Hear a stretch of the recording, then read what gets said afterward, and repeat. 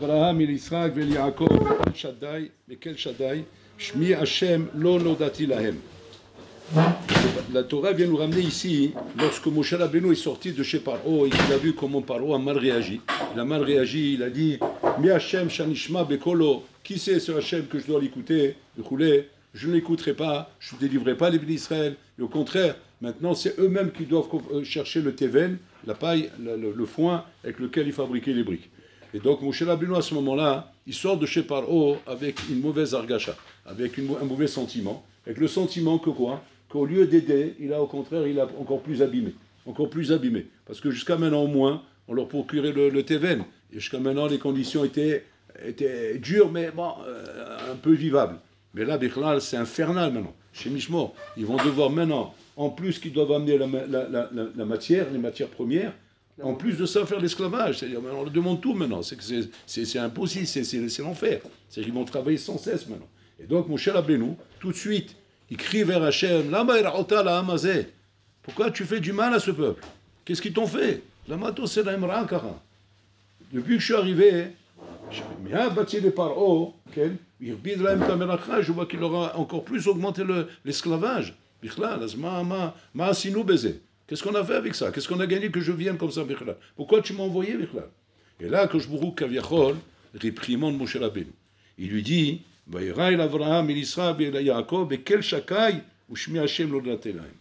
dit rien. Je me suis présenté à Abraham, Israël, Yaakov. Mais quel Shakai? Quel Shakai? C'est quoi la différence entre ce nom et le nom Yud Kevavke? C'est que le Kel Shakai, c'est le nom de Esther.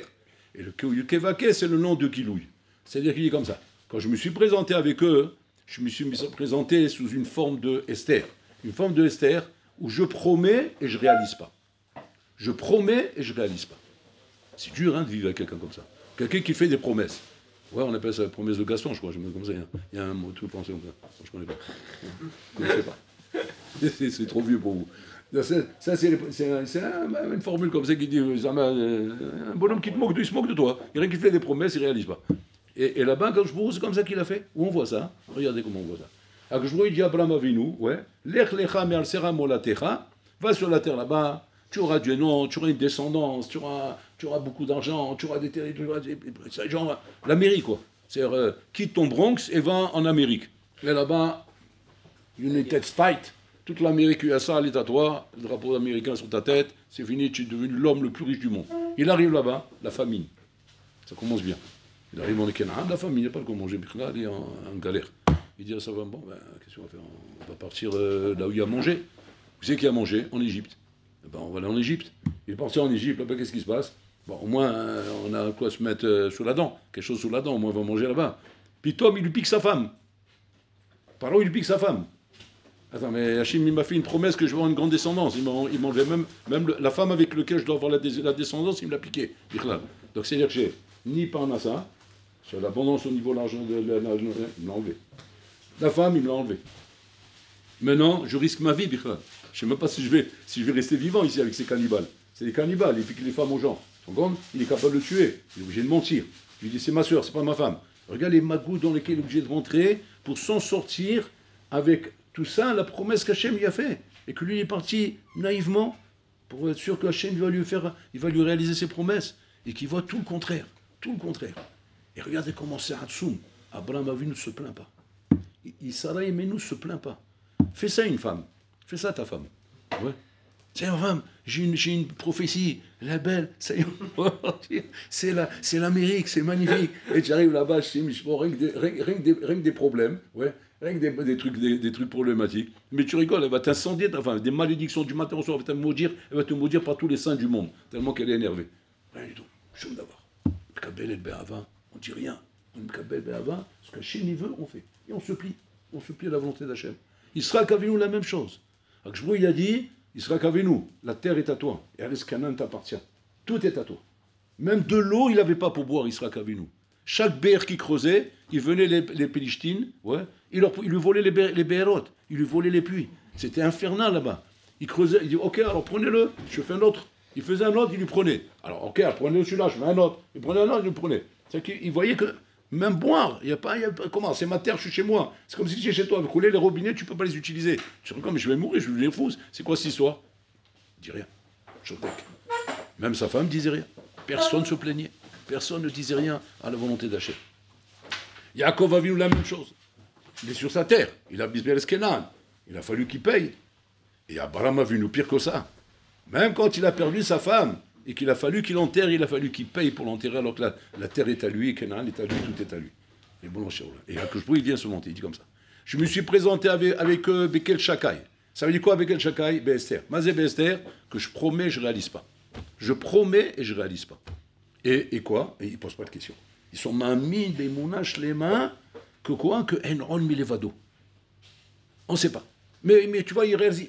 On ne pose pas de questions. C'est Hachem, il sait ce qu'il fait. Ou Yodam Aosé, Hachem ou Elohim, Hachem ou Enron Milevado. Et toi, je me suis présenté à toi, tu m'as demandé Mashmi. Tu m'as demandé si les Bnei Israël me demandent ton nom, c'est quoi ton nom? Et qui a Jériké? Et qui a Jériké, ça veut dire quoi? C'est-à-dire qu'il a montré par là que quoi? Que même si les Nachinami vont te poser la question de savoir, mais comment c'est possible une chose pareille? Hachem, il est Emet. S'il est Emet, comment il va nous livrer avant la fin du temps? Arrête, le semaine, c'est pas fini encore. Le Shiamoud, il est encore là. Et là, il y a une magouille ici, il y a un problème, c'est pas possible. Et qui a Jériké? C'est-à-dire quoi? Il aura dévoilé que quoi? Hachem ou Emet. Et ce Emet et Nachinami, c'est qu'Hachem et Nachinami, il va raccourcir la Géoula, il va raccourcir la Gama. Et ça veut dire, c'est un dévoilement d'Hachem. C'est Hachem qui se dévoile, où tu vois, Mamash Midat Arachamim, où Hachem, il te fait des raccourcis dans la vie, où il t'amène directement à la réalisation de tes projets, de tes demandes. Donc il dit, regarde Moshe Rabbeinu, le contrat Satsoum. Toi, je me suis dévoilé à toi, et je te donnais de quoi te dévoiler au Béni Israël. Et toi, maintenant, tu dis, la Mare, Ota la Mazé. Alors que eux, Abraham, Israël, Yaakov, je ne me suis pas dévoilé avec eux. Je me suis mis des Esther devant eux. J'ai promis et je n'ai pas réalisé. Ils n'ont même pas été potsépés. Même la bouche, ils n'ont pas ouvert. Ils n'ont jamais rien demandé. Et ça, Kagojbou qui reproche à Moshe Rabbeinu. Et regardez comment c'est Hatsoum en bataille. Qu'en vérité, c'est un agal Moshe Rabbeinu, qui bien sûr, attention, hein, on ne peut pas juger. Moshe Rabbeinu, ça colle les Shem Shamaim. Il vient pour Am Israël. Mais malgré tout, pour l'Orlan, étant donné qu'il est Medagdek, qui est Chouta Sahara avec les Sadikim, donc bon, il attrape sur le Chouta Sahara, que Moshe Rabbeinu c'est un sadique, alors il attrape sur l'épaisseur d'un cheveu. Il va dire qu'à notre niveau, à nous, avec cette avéra, on aurait le Olama Barim pour cette avéra qu'il a fait Moshe Rabbeinu. Mais pour lui, c'est qu'il Chouta Sahara. Une des raisons pour lesquelles il n'est pas rentré en Israël, c'est ça. Pour ça, il n'est pas rentré en Israël. C'est une des raisons. Parce qu'il a demandé la Mare Ota la Mazé. Quel est le problème? Alors il vient les Chaora, il vient prendre position pour Am Israël, il ne vient pas pour lui, c'est l'Oletovato. Les Chaora, elle les Shem Shamaim plus que ça. Quand tu vois par exemple deux garçons à l'Yeshiva, ouais, ou maintenant, par exemple, un des rabbanim, il parle mal avec le garçon. Il n'a pas parlé avec le garçon. Il a mal parlé, bon. Le rab, ok, tu as beau dire c'est le malach, en attendant c'est un Ben Adam, ouais. Et Ben Adam, il s'est mal comporté, il a mal parlé avec le garçon. Il a manqué de respect au garçon. Très bien. Maintenant, son copain qui est à côté, qu'est-ce qu'il fait? Il va voir le rab, il dit, Lama sita lokara. Pourquoi vous lui avez fait comme ça avec votre rab? Lama, c'est pas bien. Est-ce que le rab aurait le droit de dire à l'autre garçon qui vient le réprimander, de lui dire, Chutzpan, insolent, comment tu oses me parler comme ça? Il a le droit de dire ça? Non. Ça, à la rigueur, tu pourrais dire ça, hein. C'est sur le garçon lui-même qui vient réprimander le rab, de lui dire pourquoi vous m'avez parlé comme ça. Alors si jamais il vient d'une manière arrogante, alors le rab veut dire tiens, insolent. Pourquoi tu me parles d'une manière arrogante? Tu dois dire d'une manière respectueuse. Mais si maintenant l'autre il a fait ça, maintenant l'autre, d'entrée tu dois dire quoi? Attends, il fait ça les Shem Shamaim, il n'a aucun ignan lui. Il fait ça parce qu'il a vu quelque chose qui n'était pas très joli. Et que pour Chas de Shalom, ça pourrait briser le Bahour de faire une chose pareille. Et on sait très bien que les saints est très fort dans ces trucs-là. Et très rapidement, un Bahour Balmenan, quand il a un mauvais rab, des fois, ça peut briser le Bahour, Chas de Shalom. Alors, au contraire, c'est bien qu'il a fait ça. C'est ce qu'il a fait Moshe Rabbeinu. Moshe Rabbeinu, il est venu intercéder pour un Israël, il n'est pas venu pour lui. Lui, il n'a pas de problème, lui, il n'est pas en esclavage, lui. Lui, à la rigueur, qu'est-ce que tu veux, Hachem? Tu veux les laisser là-bas 1000 ans, mais laisse-les 1000 ans, moi j'ai rien à faire. Moi j'étais tranquille, moi tu m'as demandé de venir délivrer, je viens les délivrer. Donc il vient les Chaora comme un avocat pour protéger Am Israël. Pourquoi on lui reproche ça? Pourquoi on vient lui reprocher? Abraham, Israël, Yaakov, c'est normal qu'ils vont rien dire parce qu'ils parlent pour eux-mêmes. Qu'est-ce que tu veux qu'ils se plaignent pour eux-mêmes? Pourquoi, bon alors là, tu m'as fait ça, pourquoi tu m'as fait ça? D'ailleurs, ils ne vont pas parler pour eux-mêmes. S'ils venaient parler pour quelqu'un d'autre, oui, ils auraient parlé. Et au contraire, on aurait même dit, pourquoi tu n'as pas parlé? Arrête, tu dois parler pour quelqu'un d'autre, pourquoi tu ne parles pas? Mais Moshe Rabbeinu, il ne parle pas pour lui, il parle pour les autres. Asma, ma ta'ana, quelle est la ta'ana qu'on a contre Moshe Rabbeinu? Pourquoi tu as dit la ma'alota la mazé? En fait, la ta'ana, elle est la suivante. Que Nachon, que tu peux, et tu le dois, pas seulement tu peux, tu dois intercéder pour l'autre. Et tu dois réagir pour l'autre. Parce que il faut effectivement que la justice soit faite. Il faut que ce soit quelque chose qui soit betzedek ou bimishpat. C'est-à-dire qu'il n'y a pas de shalom, de charade où on doit se taire. Rien à voir, si maintenant quelque chose qui ne va pas, on doit le dire. Seulement, pourquoi tu le dis d'une manière, la ma'erota la mazé. Pourquoi tu fais du mal? Ça, il ne faut pas dire. Un homme, Rabotai, qui chaz le shalom, voit qu'Akadosh Baruch Hu le met à l'épreuve. Hachem, il donne des nisyonotes à l'homme. Il donne des nisyonotes. Quel but ils ont les nisyonotes? Est-ce que le nisayon qu'Hachem il donne à un homme a pour but, Rabotai, de le briser ou bien de l'élever? On sait très bien que le nisayon, il vient pour élever un ben adam, pas pour le briser, pas pour le casser. Maintenant, le tzara peut te donner à percevoir ça comme quelque chose de mauvais envers toi. Quelque chose qui vient te baisser, et pas quelque chose qui vient t'élever. Des fois, on n'a pas la bonne réaction. Et on réagit mal. On réagit mal devant un nisayon. Et là, à ce moment-là, Haz Shalom, non seulement le nisayon ne va pas t'élever, mais au contraire, il va te rabaisser. Surtout quand tu vas venir maintenant en train de te plaindre à Hachem. Mais pourquoi tu me fais ça, Hachem? La mato, c'est l'ira. La mato, c'est les sarot. Pourquoi tu me fais des sarot? Oui, va voir. Oui, c'est un homme, Abotai, Barmenan, il est pogem ba'emuna, Rabotai, Barmenan, en disant, Hachem, tu fais du mal. Haz Shalom. En rayot setachat yad Hachem. Il n'y a pas de mal qui sort de la main d'Hachem. Hachem fait une opération. Cette opération, elle est nécessaire pour te faire grandir. Toi, tu ne comprends pas la raison de ça. Mais la raison, elle est claire. C'est que pour l'Olam, Akol et Tova. Simplement, nous, on doit réagir par Emouna pour arriver à admettre ça. Parce que tel qu'on voit la chose devant nous, on ne voit pas le bien. On voit l'aspect mal. Mais en vérité, tout est les Tova, comme dit la Gemara, que Shem Varechim à la Tov, car ça les varech à la Ra. C'est-à-dire la Takana, normalement, elle était que la même bracha qu'on fait sur le Tov, on doit faire sur le Ra. C'est un Tov amitiv. Quand une bonne nouvelle elle arrive, qu'est-ce qu'on fait comme bracha? Un Tov amitiv. La même bracha, un homme, il aurait dû faire normalement sur le mal. Comme ça, c'était la takana au début, qu'on doit faire la même bracha. C'est-à-dire que quoi? Lo alenu. Un homme, Rabotai, disparaît quelqu'un de proche de lui, il doit faire la bracha tov amitiv. Comme il est né. C'est le bébé, il est venu au monde à tov amitiv, il est parti du monde à tov amitiv. Non, chez Rolam, tu vas dire, mais ça m'a boule celui-là. Comment? Que Bishlama qui fait un tov amitiv quand il arrive, je comprends bien, parce qu'il a reçu un cadeau. Mais maintenant, il a pris le bébé, comment il peut faire un tov amitiv? Genre, c'est-à-dire pour lui, c'est pareil, genre, c'est Kebolo Capolto. C'est-à-dire, comme il est rentré, il est ressorti, comme il rentre, il sort, c'est pareil. Ça racole, c'est dans le même sens, quoi. Attends, c'est pas les mêmes régachotes. C'est-à-dire que les Chachamim prétendaient, Rabotai, que la émouna d'un Ben Adam doit être au stade de voir que le bien dans les mains d'Hachem. Que Akol et Tova, sans s'imaginer quelque chose de rare ici. Seulement, quand on a vu, les Chachamim, ils ont vu que l'homme ne sera plus à la madriga. Il n'est plus à la madriga de pouvoir être mevarech alara. Kem sheshem varech alatov. Tiknu levarech baruch dayan haemet. Ils ont fait la takana de faire la bracha dayan haemet. C'est le minimum. Il est dayan haemet. Mais on ne peut pas dire à tov hametik. Regardez un peu là. Mais, à aucun moment, dire la mar'ota. À aucun moment dire c'est mal, chas shalom. Pourquoi? Parce que c'est sheker de dire ça. C'est pas seulement que c'est un problème de madriga. C'est un problème de émet et de sheker. C'est-à-dire, tu es en train de dire sheker sur Bola Olam, chas shalom. Tu moussi shemra ala kadosh baruch hu, de dire qu'Hachem il a fait du mal ici. En davar kazé, en ra yotse mitachat yado Hashem. Donc c'est-à-dire que la émouna exige de nous, pachout, de travailler sur nous, Rabotai, pour ne pas laisser notre esprit se faire prendre au piège, que quand on voit quelque chose de négatif, pas maintenant que ce soit négatif. Maintenant, c'est une grande nafkamina de faire ça. Attention, grande nafkamina. Parce que malheureusement, quand un homme à Botaï subit un nisayon, subit une épreuve, n'importe quelle épreuve, dans n'importe quel domaine, et que maintenant il interprète mal la chose, alors il cette chose-là sera mal. Elle sera mal pour lui. Elle lui fera du mal. Pourquoi elle lui fera du mal? Parce que c'est le clan. Tu vas aller dans ce chemin de voir ça mal, et bien tu verras le mal là-dedans. Et on ne te laissera pas voir le bien. Pour elles auraient de voir le bien qu'il y a dans une chose, c'est quand le bonhomme il accepte. Ce qu'il a dit à Abraham Avinu, que je vais avoir du bien grâce à toi. Qu'est-ce qu'il dit à sa femme? Il lui dit, regarde, tu vas dire que c'est ma soeur, on va te prendre. C'est un isayon pour lui, qu'on lui prend sa femme. Il ne sait pas ce qui va se passer, lui.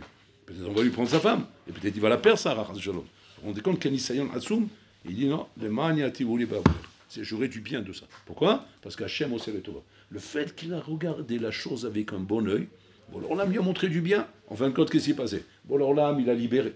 il lui a donné des cadeaux, des matanotes. Il est devenu riche, Abraham Avinu, grâce à ça. Regardez comme un bonhomme, Rabotai, devant une épreuve dans la vie, il peut s'amener du bien ou du mal de l'épreuve. Soit du bien, parce qu'il sait regarder la chose avec un œil bien. Soit du mal, parce qu'il regarde la chose avec un œil mal, Rabotai. Et en fonction de ça, le bonhomme mévit l'atzmo ra otov. Ora otov. Les filles à Tgouva Shelo selon sa réaction. Et c'est ça l'épreuve de l'Aïmouna, Rabotai. L'épreuve de l'Aïmouna, c'est savoir combien, ami, on doit faire attention qu'on vit dans un olam ou le olam, comment dire, un aspect de Esther. C'est pas un aspect de Galouï. Et que tout dépend de l'Aïmouna. Tout dépend de l'Aïmouna parce qu'on ne comprend pas les choses d'une manière claire. Bon, l'olam ne nous explique pas chaque chose dans les détails, comment ça se passe, pourquoi j'ai fait ça, et pourquoi il t'est arrivé une chose comme ça. Et qu'en vérité, toutes choses qui nous arrivent autour de nous, Rabotai et Esther. Et que nous, on doit se servir de l'Aïmouna pour ne pas, ras shalom, Rabotai, tenir chal, ne pas tomber, Rabotai, dans le piège du Esther. Et d'arriver à rester en mâche razak, malgré que la chose, elle donne un aspect de quelque chose de négatif. Et d'arriver à ne pas se laisser ébranler par ça. Et ça, Rabotai, c'est le Yisod Atsoum, comme ça, le Gaon de Vina, il ramène. Il ramène le Gaon de Vina, que je ne me rappelle plus quel rave c'était. Il y a eu un rave comme ça à Vilna, il a perdu sa fille. Il a perdu sa fille. Et donc le Gaon de Vilna, il est venu comme ça, il est venu le consoler. Et pour le consoler, il a ramené un Zohar qui dit comme ça, qui dit que, en fonction de la réaction qu'il va avoir par rapport à l'épreuve qu'il a eue, c'est d'avoir une réaction négative ou positive. Il y a une négative qui est naturelle, hein. Ben Adam, c'est un Ben Adam, il peut avoir une réaction négative. Mais c'est une afkamina. Si la réaction négative est nafilami, il ne verra pas Rabotai, Kaviachol, le shefa et l'abondance qu'il aurait pu avoir de ce nisayon. Mais s'il a une réaction positive, il verra le shefa et l'abondance. Et là-bas, le Zohar dit comme ça. Si un homme pouvait voir de ses yeux, c'est-à-dire le shefa qui reçoit Bashamaim, lorsque maintenant le bonhomme accepte le nisayon, Besimra, il dit non seulement il ne dirait pas merci, mais il danserait là-bas comme si il était à la choupa de sa fille. Comme si il était à la choupa de sa vie, comme ça il danserait. Ça, regardez un peu comment Rabotai, on est à des années-lumière de comprendre les chemins d'Hachem. Mais les chemins d'Hachem, ils sont là pour ça. Pour te donner le mérite d'être Omed Bimifran Haïmouna, tu Omed Bimifran Haïmouna, et d'arriver à surmonter l'épreuve de l'Haïmouna. Et pas, Chaz Shalom, se laisser périr. On a, dans la vie, Rabotai, plusieurs madrigotes de Nisayon dans l'Haïmouna. Chacun à son niveau. Quand on est jeune à votre âge, on a des petits nisyonotes, des mouna, des petits problèmes qui sont des petits problèmes journaliers. Où là, il faut apprendre des nachinamet, mikabel be'ava, et à s'habituer, s'initier à un rapport avec Hachem qui est un rapport à Botaï de Emouna, de fidélité au Bola Olam, ne fait pas de mal. Et que je ne dois pas maintenant réagir, shalom, en paniquant. Ouais, où est passé mon téléphone, où est passé mon truc, j'ai perdu mon argent, qu'est-ce qui se passe? Attends, tu peux crier, ouais, tu as le droit de crier. Mais la base, c'est quoi? C'est qu'en criant, tu t'es loin d'Hachem. Tu t'es loin de ce qu'Hachem voulait te donner maintenant. Il voulait te donner quelque chose. Maintenant, parce que tu t'es plaint, tu as crié, tu as mal pris la chose, eh bien, tu ne recevras pas cette chose-là. Alors que si tu avais su surmonter et tu avais su accepter la chose, à des petites madrigotes, on parle, parce que ça commence toujours par des petites madrigotes. Bien, Léat, bon, le Olam, il va te montrer comment Léat, t'as mis trop même, Rabotai. C'est ça, votre Gdushin. Chayav Adam Loma Matai Yagiu Maasai Maasa Botai. Un homme, il est chayav de dire quand c'est que je vais arriver à la madriga de ma Botai. Ma kavana la gamme. Tu vas devenir Abraham Avinu, tu vas devenir Yitzhak Avinu. Pour qui tu t'es pris, toi? Comment tu vas dire comme ça, les sadikim? Et la Matai Yagiu Maasai Maasa Botai. C'est quoi? Yagiu Maasai. On n'a pas dit que tu vas arriver là-haut, mais au moins que mes Maasim, ils arrivent là-bas. Comment mes Maasim, ils arrivent là-bas? Avec Emouna. Emouna, où je monte l'échelle échelon par échelon. Où chaque chose qui m'arrive, je passe cette épreuve. Il y a encore une autre, il y a encore une autre, il y a encore une autre. Et léat, j'arrive comme ça, à surpasser la réaction que j'aurais pu avoir normalement par rapport à une chose qui m'a énervé ou qui m'a fait de la peine brûler. Mais j'arrive à surpasser et à faire preuve de Emouna. Et là, à ce moment-là, automatiquement, je suis en train d'arriver sur le chemin de Avotenu, de Abraham, Israël et Yaakov. Et comme ça, j'arrive à Abraham, Israël et Yaakov. C'est-à-dire que Abraham, Israël et Yaakov, à Botaï, on ne les appelle pas Stam Avinu. À partir de Moshe Rabbeinu, on l'appelle Moshe Rabbeinu. Mais d'abord, c'est Avinu. C'est-à-dire que d'abord, qu'est-ce qui te transmet dans les gènes, Abraham, Israël et Yaakov? Parce qu'il y a la transmission dans les gènes et la transmission dans la Chorma. Ton rave, c'est dans la Chorma qui te transmet. Tes parents, c'est dans les gènes. Abraham, Israël et Yaakov, c'est dans les gènes qu'ils nous ont transmis. Ils ont transmis quoi dans les gènes? L'aïmouna. Donc l'aïmouna, on l'a naturellement en nous. C'est pas quelque chose qu'il faut croire, qu'il faut qu'on aille chercher et travailler ou transformer ou fabriquer. Non, on l'a en nous. On l'a en nous naturellement. Simplement, ne la laisse pas, Taïmouna, comment dire, se faire avaler Balmenan par le shaker du Olamazé. Laisse pas se faire avaler. Ne prends pas exemple des réactions des goïms, des réactions des gens qui n'ont pas de Emouna. Fais attention à leurs réactions. N'apprends pas de t'énerver quand on te prend quelque chose, quand on te parle d'une certaine manière. Apprends justement à savoir comment réagir dans le bon sens et pas dans le mauvais sens. On raconte comme ça qu'à l'époque du Noam Elimelech. Le Noam Elimelech, c'est un sadique Kodesh Kodashim. Kodesh Kodashim. Et à son époque, il y avait une xéra mamash des goïms qui sur leur région là-bas, où ils faisaient souffrir l'Israël, il leur faisait des génocides. Ils tuaient les gens, ils les pillaient, ils violaient les femmes. Des catastrophes, des trucs très très graves. Et là-bas, il y avait un tzaddik là-bas, tzaddik et Sod Olam, qu'il les prenait sur lui, des souffrances. Des souffrances pour être mechaper à l'âme Israël et pour que ces xélotes elles arrêtent. Le Noam Elimelech, à un moment donné, il a appris sur ce tzaddik-là, qui prenait beaucoup de choses sur lui, des tarniot, des sigoufim, des souffrances, pour alléger les xélotes sur l'âme Israël. Le Noam Elimelech, il est venu le voir. Il a dit, arrête tes sigoufim, arrête tes souffrances. Tu es en train d'affaiblir ta santé, et maintenant tu pourrais mourir. Et l'âme Israël, il a besoin de toi. Arrête de faire ça. Alors il a dit, mais comment je peux arrêter? Regarde les souffrances qu'il y a dans l'âme Israël. Je ne peux pas m'arrêter. Je m'arrêterai quand Hachem il arrêtera là-haut. Quand lui il arrêtera là-haut, moi j'arrêterai. Tant qu'il n'arrête pas, moi je continue.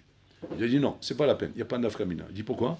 Il dit parce que il lui dit que le Noam il lui dit bientôt je vais mourir, je vais quitter ce monde bientôt, ouais, et je serai là-haut, j'annulerai la xéra. Moi j'annulerai la xéra. Donc tu peux t'arrêter. Il a dit bon, si tu me dis comme ça, il n'a rien à dire. Il a arrêté. Il a arrêté. Et effectivement, comme il a dit, mamash, dans les jours qui ont suivi, le Noam il est niftar, il est mort. Et le temps, il passe. Une semaine, 2 semaines, 1 mois, 2 mois.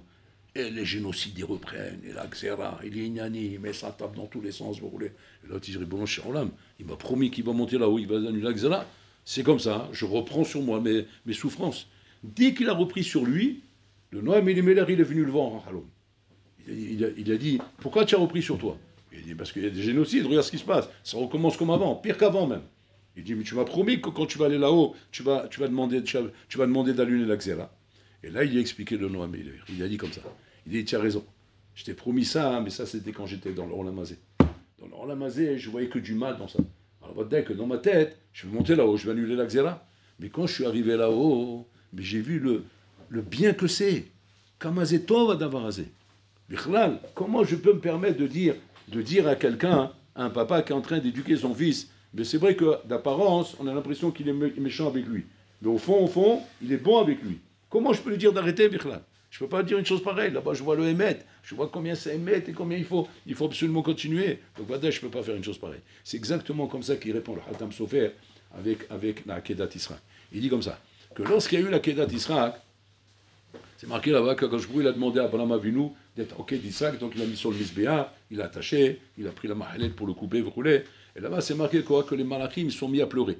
Les malachim, ils sont mis à pleurer lorsqu'ils ont vu Israq comme ça attaché sur la Kedah. Et là-bas, il demande, le Hatam Sofer, il demande, mais comment ils peuvent pleurer les malachim? Alors si Hachem, il demande ça, c'est que c'est tov, c'est d'avoir tov. Si c'est pas tov, alors pour l'olam, il n'aurait pas demandé. Et si c'est tov, alors les malachim ne doivent pas pleurer, au contraire, ils doivent danser de joie. Pourquoi? Parce qu'on sait très bien, Kamas Rouyot, Zervi les Israël. Et combien Israël on va vivre de ça?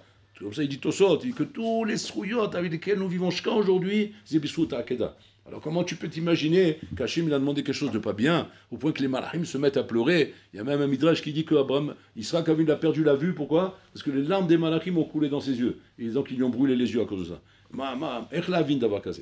Il dit là-bas qu'en vérité les malachim, pourquoi ils ont pleuré? Ils ont pleuré pourquoi? Parce que les cieux se sont ouverts, et là ils ont vu la Kedah d'en bas. En voyant la Kedah d'en bas, on ne voit pas le tov.